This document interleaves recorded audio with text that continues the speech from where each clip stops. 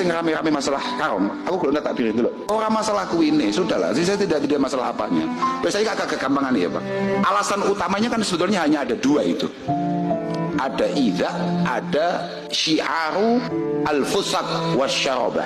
Sama kudu ngerti. Jangankan kok yang di sana yang dibunyikan adalah apa begitu. Sholawatane bedeng-bedeng ini mau. Ini yang membuat setiap kali saya ketemu tetangga saya selalu meminta maaf. Artinya sembionnya ini sholawatan, tapi potensinya idza, paham kan? Siapa tahu ada tetangga kami yang kemudian kebetulan sakit, kebetulan sepuh, kebetulan nyapo. Loh, iya bara, sholawatan api bara. Lah tapi kemudian merugikan, mengganggu dan lain sebagainya.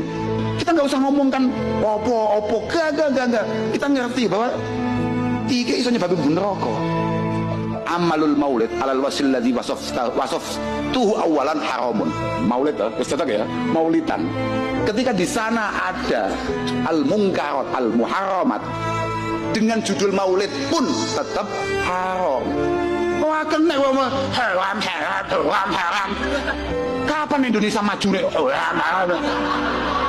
Jangan nggak usah son sudah. Kamu darusan naik, darusan Quran bisa mau cekal Quran. Ning pinggir wong turu terus kowe a'udzubillahi minasyaitan. Bismillahirrahmanirrahim. Apa mas mau waca Yasin. Wah.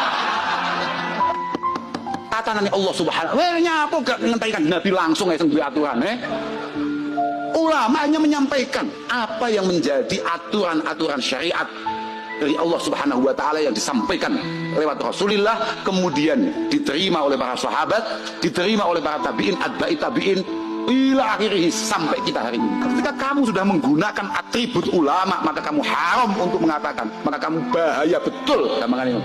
Kalau kamu kemudian mengatakan bahwa kebiasaan-kebiasaan buruk tadi tenang saja, tidak apa-apa, itu halal. Tidak bisa, saudara. Buruk ya buruk saja. Bahwa kita tetap melakukan itu